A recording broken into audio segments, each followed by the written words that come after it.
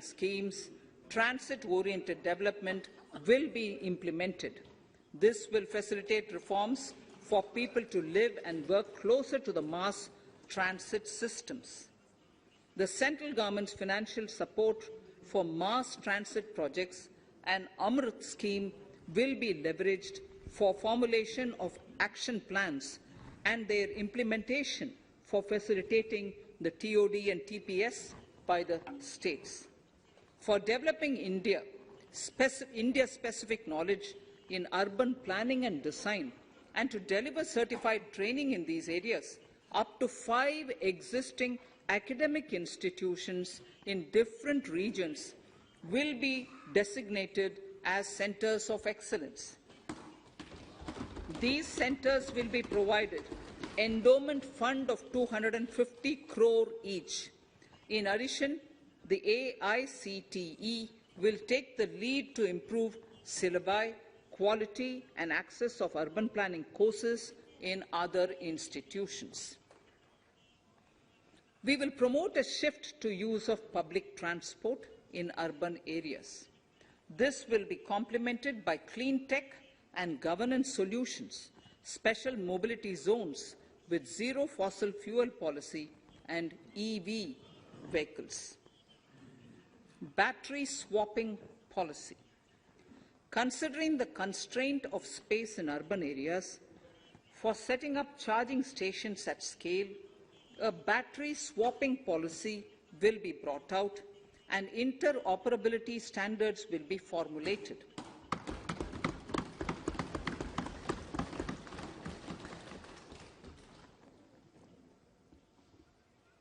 The private sector will be encouraged to develop sustainable and innovative business models for battery or energy as a service. This will improve efficiency in the EV ecosystem.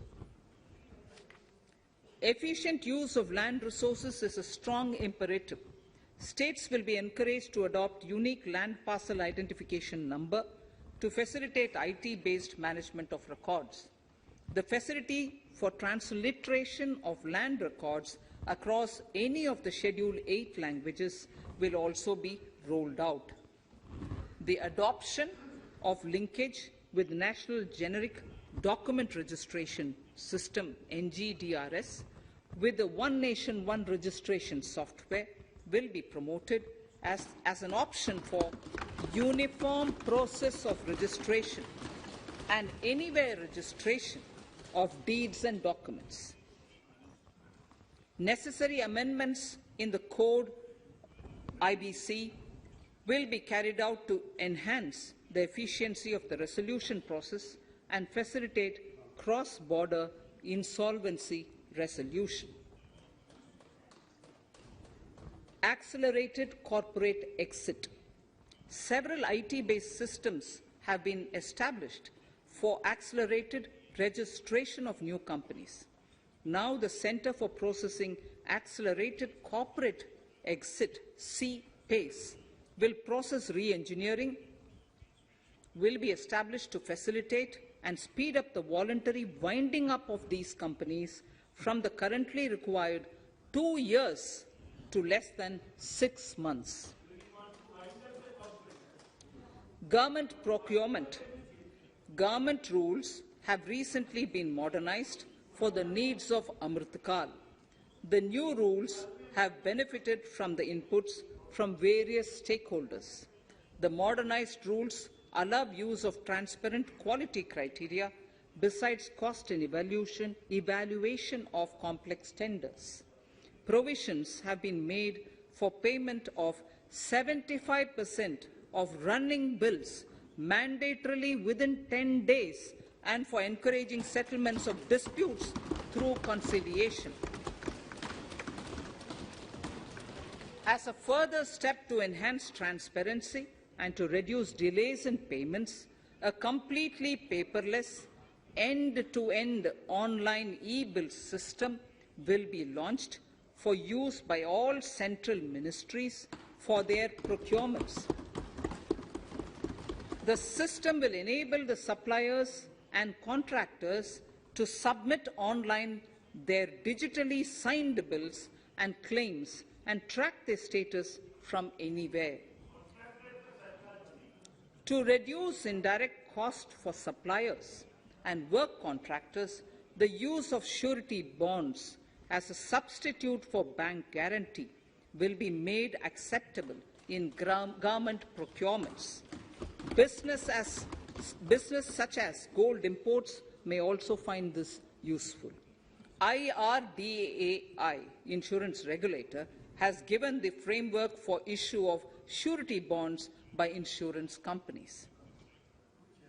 AVGC Promotion Task Force. The animation, visual effects, gaming and comic, the AVGC sector, offers immense potential to employ youth. An AVGC Promotion Task Force with all stakeholders will be set up to recommend ways to realize this and build domestic capacity for serving our markets and the global demand. Telecom sector. Telecommunications in general and 5G technology in particular can enable growth and offer job opportunities. Required spectrum auctions will be conducted in 2022 to facilitate rollout of 5G's mobile services within 2022-23 by private telecom providers. A scheme for design-led manufacturing will be launched to build a strong ecosystem for 5G as part of the production-linked incentive scheme. To enable affordable broadband and mobile service proliferation in rural and remote areas, 5% of annual collections under the Universal Service Obligation Fund will be allocated. This will promote R&D and commercialization of technologies and solutions. Our vision is that all villages and their residents should have the same access to e-services, communication facilities, and digital resources as urban areas and their residents. The contracts for laying optical fibre in all villages, including remote areas, will be awarded under the BharatNet project through PPP in 22 and 23. Completion is expected in 2025. Measures will be taken to enable better and more efficient use of the optical fibre. Export promotion.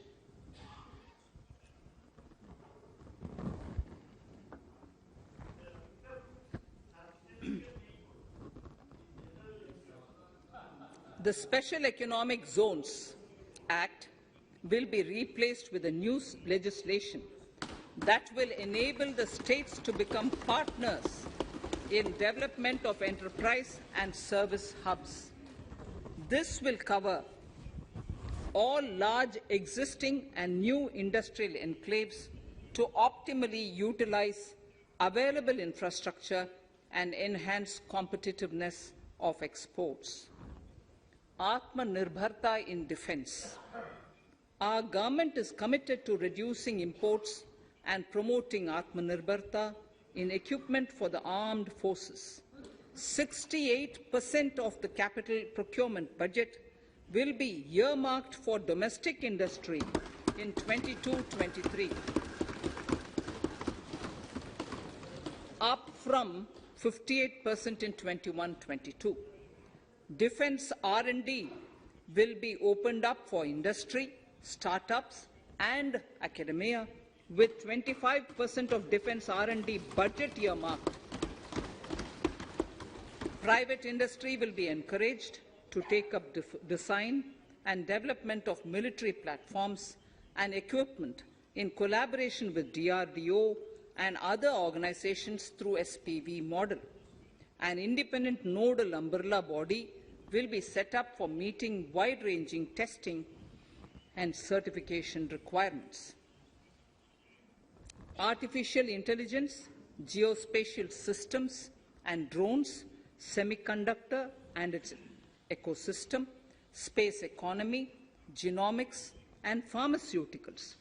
Green energy and clean mobility systems have immense potential to assist sustainable development at scale and modernize the country. They provide employment opportunities for our youth and make Indian industry more efficient and competitive. Supportive policies, light touch regulations, facilitative actions to build domestic capacities and promotion of research and development will guide the government's approach. For R&D in the sunrise opportunities, in addition to efforts of collaboration among academia, industry and public institutions, government contribution will be provided. Energy transition and climate change. The risks of climate change are the strongest negative externalities that affect India and other countries. As Honourable Prime Minister said at the COP26 summit in Glasgow last November, and I quote, "What is needed today is mindful and deliberate utilization instead of mindless, destructive consumption," unquote. The low-carbon development strategy, as enunciated in the Panchamrit that he announced is an important reflection of our government's strong commitment towards sustainable development. The strategy opens up huge employment opportunities and will take the country on a sustainable development path. This budget proposes several near-term and long-term actions accordingly. Solar power. To facilitate domestic manufacturing for the ambitious goal of 280 gigawatts of installed solar capacity by 2030, an additional allocation of 19,500 crores for PLI, production-linked incentive, for manufacturing of high-efficiency modules with priority to fully integrate manufacturing units from polysilicon to solar PV modules will be made. Honourable Speaker, sir, the circular economy transition is expected to help in productivity enhancement as well as creating large opportunities for new businesses and jobs. The action plans for 10 sectors such as electronic waste, end-of-life vehicles, used oil waste, toxic and hazardous industrial waste are already ready. The focus will now be on addressing important cross-cutting issues of infrastructure, reverse logistics, technology upgradation, and integration with informal sector. This will be supported by active public policies covering regulations, extended producers' responsibilities, framework, and innovation facilities. 5 to 7% biomass pellets will be co-fired in thermal power plants, resulting in carbon dioxide savings of 38 MMT annually. This will also provide extra income to farmers and job opportunities to locals and help avoid stubble burning in agricultural fields. Saving energy is an important aspect of the energy management. Hence, energy efficiency and savings measures will be promoted. This will be done in large commercial buildings through the energy service company business model. It will facilitate capacity building and awareness for energy audits, performance contracts, and common measurement of and verification protocol. 4 pilot projects for coal gasification and conversion of coal into chemicals required for the industry will be set up to evolve technical and financial viability. The policies and required legislative changes to promote agroforestry and private forestry will be brought in. In addition, financial support will be provided to farmers belonging to scheduled castes and scheduled tribes who want to take up agroforestry. Honourable Speaker, I now move to the fourth priority, financing of investments. Capital investment holds the key to speedy and sustainable economic revival and consolidation through its multiplier effect.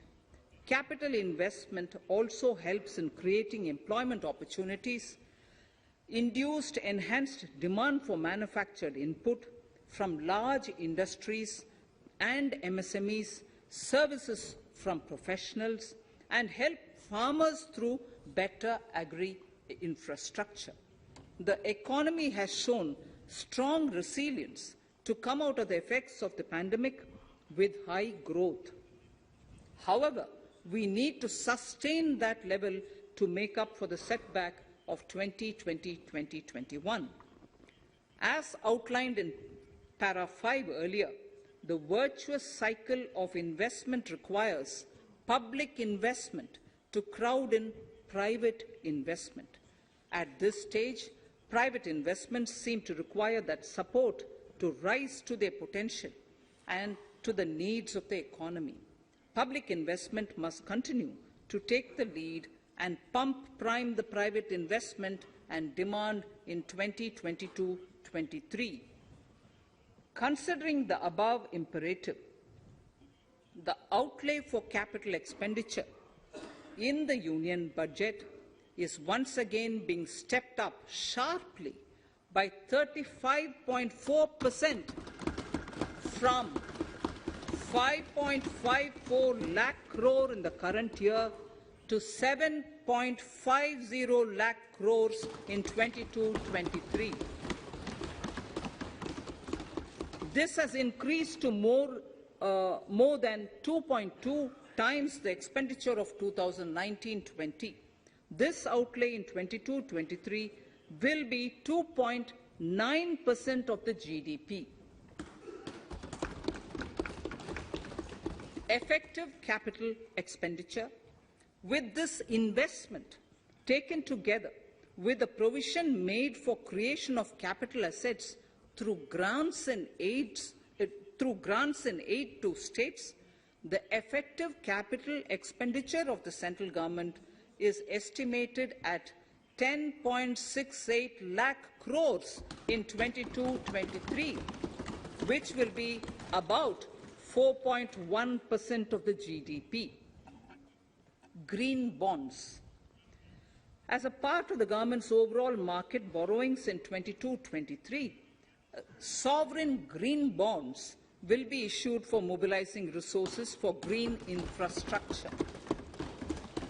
The proceeds will be deployed in public sector projects which help in reducing the carbon intensity of the economy. GIFT IFSC.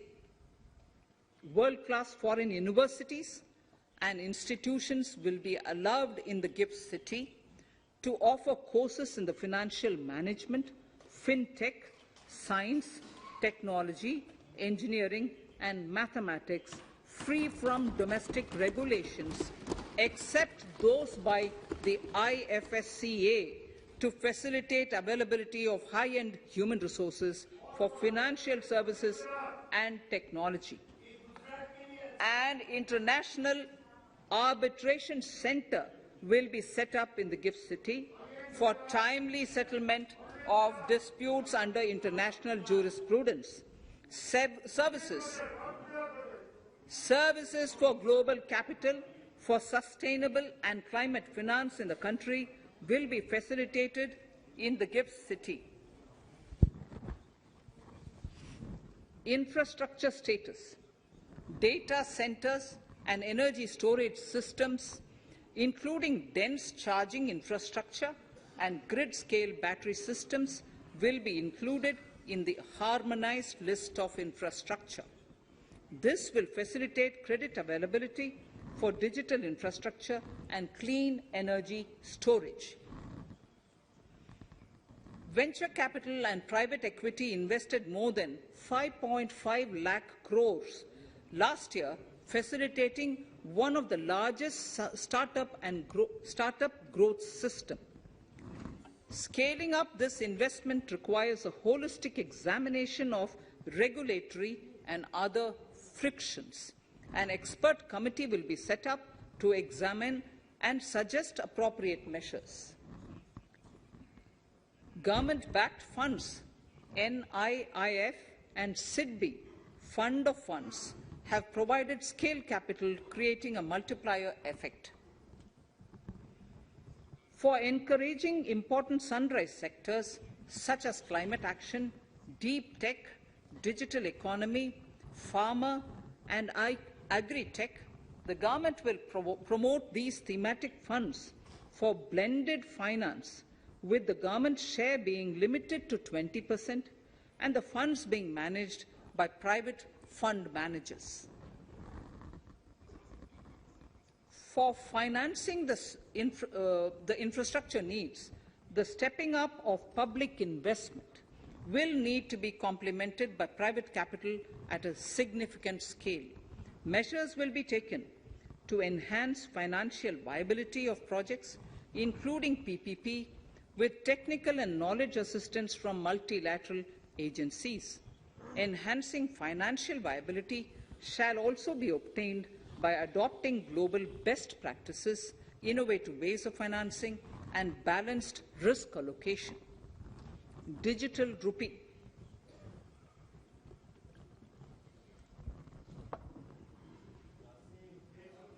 Introduction of a central bank digital currency will give a big boost to digital economy. Digital currency will also lead to a more efficient and cheaper currency management system. It is therefore proposed to introduce digital rupee using blockchain and other technologies to be issued by the Reserve Bank of India starting 2022 and 23. Financial assistance to states for capital investment. Reflecting the true spirit of cooperative federalism, the central government is committed to bolstering the hands of the states in enhancing their capital investment towards creating productive assets and generating remunerative employment. The scheme for financial assistance to states for capital investment has been extremely well received by the states.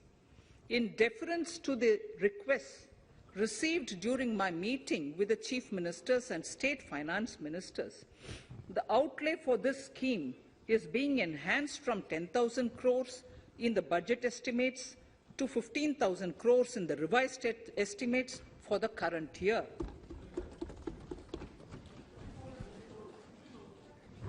For 22-23,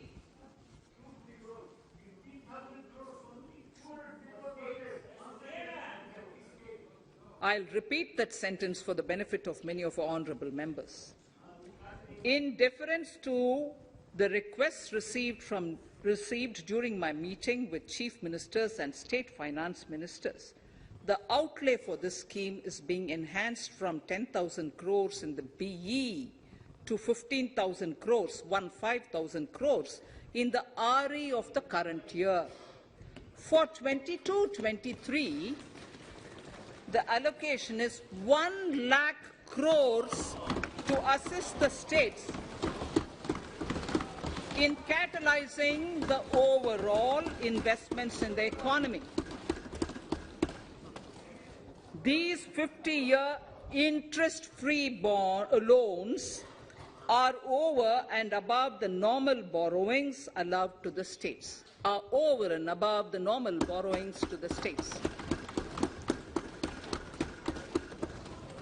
This allocation will be used for PM Gati Shakti related and other productive capital investments of the states. It will also include components for supplemental funding for priority segments of PM Gram Sadak Yojana, including support for the state share, digitization of the economy, including digital payments and completion of OFC network, and reforms related to building bylaws, town planning schemes, transit-oriented development, and transferable development rights. In 22-23, in accordance with the recommendations of the 15th Finance Commission, the states will be allowed a fiscal deficit of 4% of the GSDP, of which 0.5% will be tied to power sector reforms, for which the conditions have already been communicated in 21-22. Fiscal management. As against a total expenditure of 34.83 lakh crores of rupees projected in the BE 21-22, the revised estimate is 37.70 lakh crores.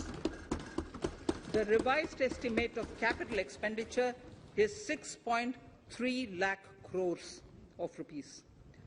This includes an amount of 51,971 crores towards settlement of outstanding guaranteed liabilities of Air India and its other sundry commitments.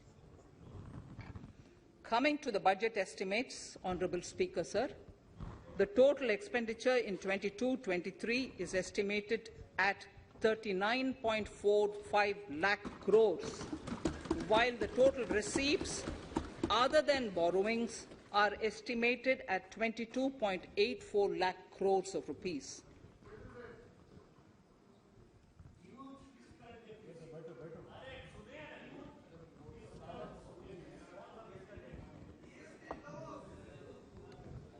The revised fiscal deficit, Honourable Speaker, in the current year is estimated at 6.9% of the GDP, as against 6.8% projected in the budget estimates. The fiscal deficit is in 22-23 is estimated at 6.4% of the GDP, which is consistent with the broad path of the fiscal consolidation announced by me last year to reach a fiscal deficit level below 4.5% by 25-26. While setting the fiscal deficit level in 22-23, I am conscious of the need to nurture growth through public investment to become stronger and sustainable. I will now move to Part B of my speech.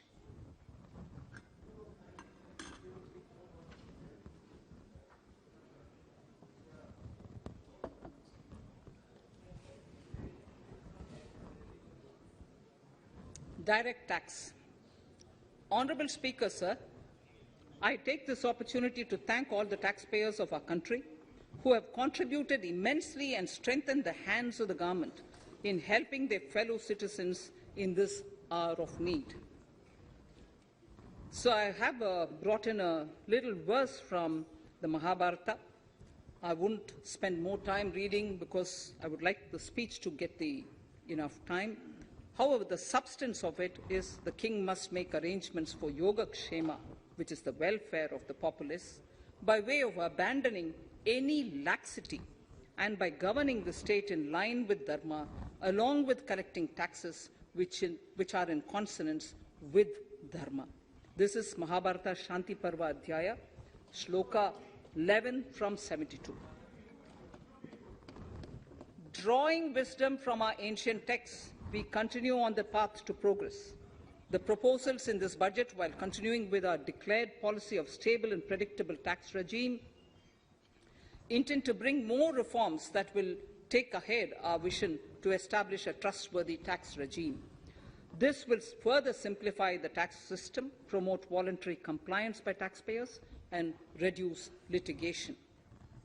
Introducing new updated return. India is growing at an accelerated pace and people are undertaking multiple financial transactions. The Income Tax Department has established a robust framework of reporting of taxpayers' transactions. In this context, some taxpayers may realize that they have committed omissions or mistakes in correctly estimating their income for tax payment. To provide an opportunity to correct such errors, I am proposing a new provision permitting taxpayers to file an updated return on payment of additional tax. This updated return can be filed within 2 years from the end of the relevant assessment year.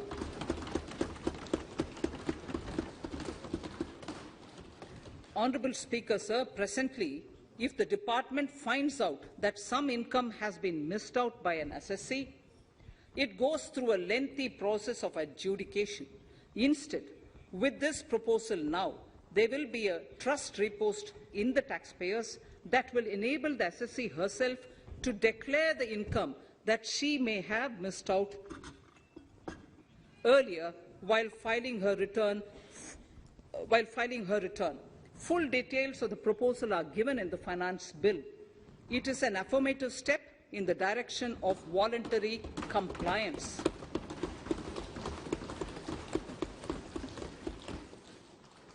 Reduced alternative minimum tax rate and surcharge for cooperatives.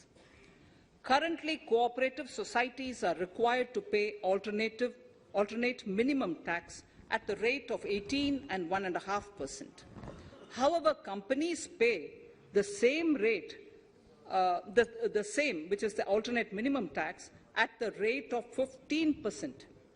To provide a level playing field between cooperative societies and companies, I propose to reduce this rate for the cooperative societies also to 15%. Honourable Speaker, sir, I also propose to reduce the surcharge on cooperative societies from the present 12% to 7% for those having total income of more than 1 crore and up to 10 crores. This would help in enhancing income of cooperative societies and its members who are mostly from the rural and from farming communities. Tax relief to persons with disability. The parent or guardian of a differently abled person can take an insurance scheme for such person. The present law provides for deduction to the parent or guardian only if the lump sum payment or annuity is available to the differently abled person on the death of the subscriber, that is the parent or the guardian. There could be situations where the differently abled dependent may need payment of annuity or lump sum amount even during the lifetime of their parent or guardian. I propose thus to allow the payment of annuity and lump sum amount to the differently abled dependent during the lifetime of the parent and guardians, that is parent or guardians, attaining the age of 60 years. Parity between employees of the state and central governments. At present, the central government contributes 14% of the salary of its employee to the National Pension System, NPS, Tier 1. This is allowed as a deduction in computing the income of the employee. However, such deduction is allowed only to the extent of 10% of the salary in case of employees of the state governments. To provide equal treatment to both central and state government employees, I propose to increase the tax deduction limit from 10% to 14% on employers' contribution to the MPS account of state government employees as well. This would help in enhancing the social security benefits of the state government employees and bring them at par with central government employees. Incentives for startups. Startups have emerged as drivers of growth for our economy. Over the past few years, the country has seen a manifold increase in successful startups. Eligible startups established before 31/3/2022 had been provided a tax incentive for 3 consecutive years out of the 10 years from incorporation. In view of the COVID pandemic, I propose to extend the period of incorporation of the eligible startup by 1 more year, that is, up to 31/3/2023, for providing such tax incentives.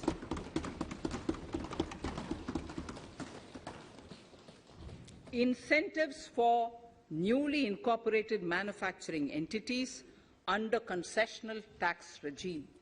In an effort to establish a global competitive business environment for certain domestic companies, a concessional tax regime of 15% was introduced by our government for newly incorporated domestic manufacturing companies. I propose to extend the last date for commencement of manufacturing or production under Section 115B(ab) by one more year, that is from 31st March 2023 to 31st March 2024.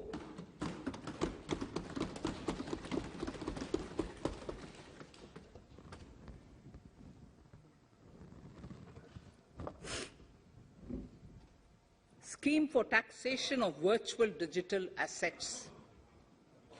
There has been a phenomenal increase in transaction in virtual digital assets. The magnitude and frequency of these transactions have made it imperative to provide for a specific tax regime. Accordingly, for the taxation of virtual digital assets, I propose to provide that any income from transfer of any virtual digital asset shall be taxed at the rate of 30%, 30%. No deduction in respect of any expenditure or allowance shall be allowed while computing such income except cost of acquisition. Further, loss from transfer of virtual digital asset cannot be set off against any other income.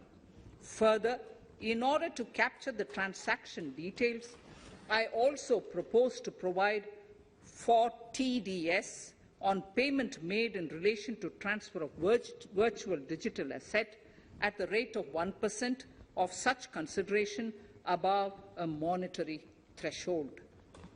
Gift of virtual digital asset is also proposed to be taxed in the hands of the recipient.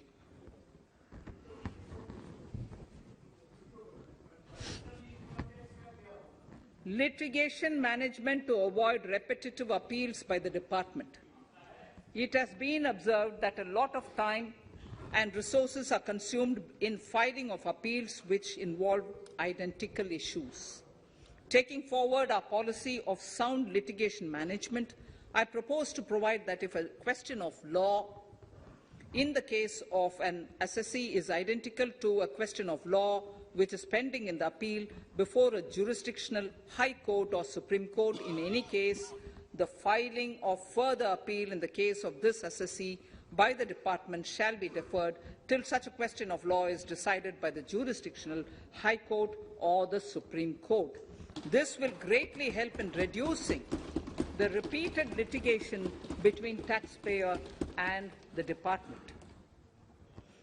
Taking forward our efforts to further promote the IFSC, I hereby propose to provide that income of a non-resident from offshore derivative instruments or over-the-counter derivatives issued by an offshore banking unit, income from royalty and interest on account of lease of ship, and income received from portfolio management services in IFSC shall be exempt from tax, subject to specified conditions.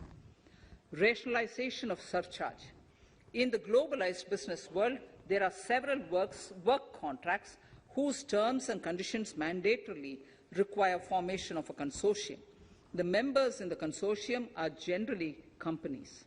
In such cases, the income of these AOPs has to suffer a graded surcharge up to 37%, which is a lot more than surcharge on the individual companies. Accordingly, I propose to cap the surcharge of these AOPs at 15%, 15%. Further, the long-term capital gains on listed equity shares, units, etc., are liable to maximum surcharge of 15%, while other long-term capital gains are subjected to a graded surcharge which goes up to 37%. I propose to cap the surcharge on long-term capital gains arising on transfer of any type of assets at 15%. This step will give a boost to startup community and, along with my proposal on the extended tax benefits to manufacturing companies and startups reaffirms our commitment to Atmanirbhar Bharat. Clarification in relation to health and education cess as business expenditure. The income tax is not an allowable expenditure for computation of business income. This includes tax as well as surcharges. The health and education cess is imposed as an additional surcharge on the taxpayer for funding specific government welfare programs. However, some courts have allowed health and education cess as business expenditure, which is against the legislative intent. To reiterate the legislative intent, I propose to clarify that any surcharge or cess on income and profits is not allowable as business expenditure. Deterrence against tax evasion. Honourable Speaker, sir, presently there is ambiguity regarding set-off of brought forward loss against undisclosed income detected in search operations. It has been observed that in many cases where undisclosed income or suppression of sales, etc., is detected, payment of tax is avoided by setting off of losses.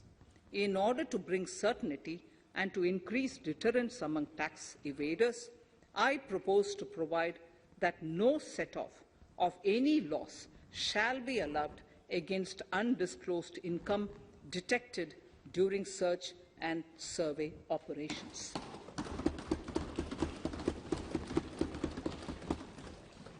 It has been noticed that as a business promotion strategy, there is a tendency on businesses to pass on benefits to their agents.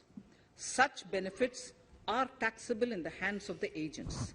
In order to track such transactions, I propose to provide for tax deduction by the person giving benefits if the aggregate value of such benefits exceeds 20,000 rupees during the financial year. A few other changes are being made, the details of which are there in the finance bill. Indirect taxes. So, remarkable progress in GST. GST has been a landmark reform of independent India, showcasing the spirit of cooperative federalism. While aspirations were high, there were huge challenges too. These challenges were overcome deftly and painstakingly under the guidance and the oversight of the GST Council. We can now take pride in a fully IT-driven and progressive GST regime that has fulfilled the cherished dream of India as one market, one tax. There are still some challenges remaining, and we aspire to meet them in the coming year. The right balance between facilitation and enforcement has engendered significantly better compliance, and enforcement has engendered better compliance. GST revenues are buoyant despite the pandemic. I would bring in something which I've got to know this morning, not part of my speech, but worth putting in here for the knowledge of the Honourable House. I would like to bring to the notice of this House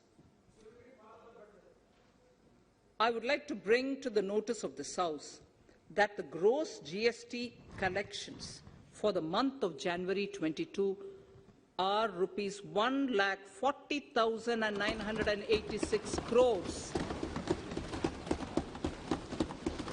which is the highest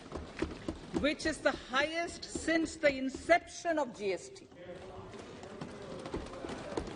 This has been possible due to rapid economic growth, recovery, post-COVID,